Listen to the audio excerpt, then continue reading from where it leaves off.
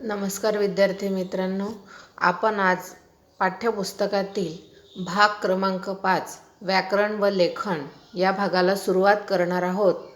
व्याकरण व लेखन यामध्ये सर्वात पहिला आपल्याला दिलेला आहे ते म्हणजे वाक्यप्रकार व वाक्य रूपांतर. आज आपण वाक्यप्रकार बघणार आहोत.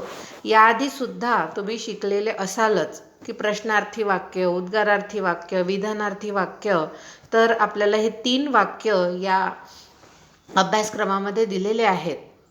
वाक्यप्रकार, आपण बोलताना लिहिताना अनेक प्रकारची वाक्य वापरतो. एकच आशय अनेक प्रकारच्या वाक्यातून सांगता येतो. उदाहरणार्थ, काल खूप पाऊस पडला हे वाक्य अनेक प्रकारे आपल्याला सांगता येते. म्हणजेच या ठिकाणी असं म्हटलेलं आहे की आपण जेव्हा बोलतो, जेव्हा लिहितो तेव्हा अनेक प्रकारची वाक्य वापरतो. वाक्य वापरत असताना कधी ती प्रश्नार्थक असतात, कधी उद्गारार्थी असतात, कधी होकारार्थी असतात, कधी नकारार्थी असतात.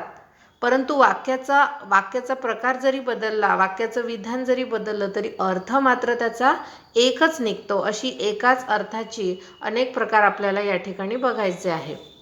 जसं काल खूप पाऊस पडला, याचं अनेक प्रकार आपल्याला या ठिकाणी बघायचे आहे.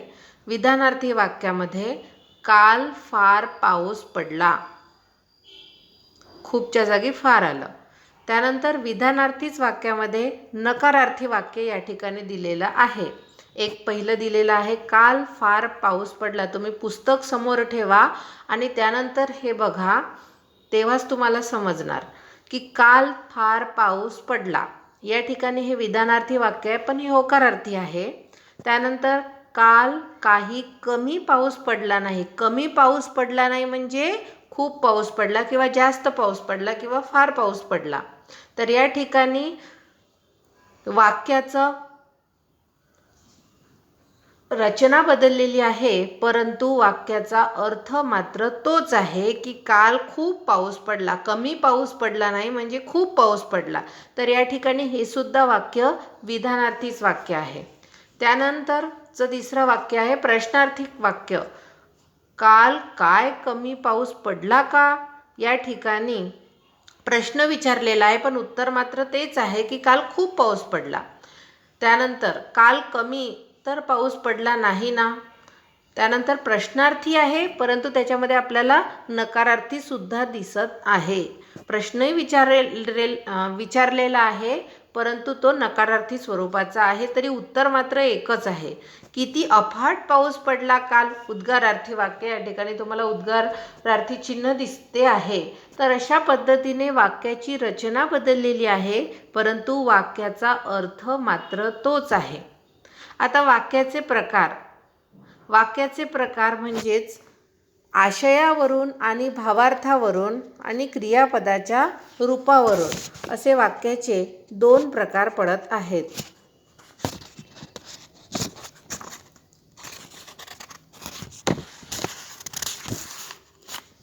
वाक्याचे प्रकार.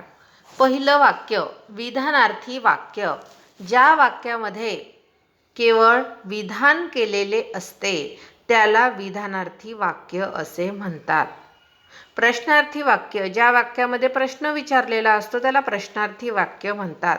ज्या वाक्यामध्ये विशिष्ट असा भाव उत्कटपणे व्यक्त केलेला असतो त्या वाक्याला उद्गारार्थी वाक्य असे म्हणतात. जसं उदाहरणार्थ, विधानार्थी वाक्यामध्ये आपण वाक्याचे प्रकार बघितले होते. एक म्हणजे आशयावरून किंवा भावार्थावरून आणि दुसरा म्हणजे क्रियापदाच्या रूपावरून. आपल्याला पहिला अ भाग बघायचा आहे की आशयावरून पडणारे प्रकार वाक्याचे. विधानार्थी वाक्य, प्रश्नार्थी वाक्य, उद्गारार्थी वाक्य असे 3 प्रकार या ठिकाणी आपल्याला अभ्यासाला दिलेले आहे.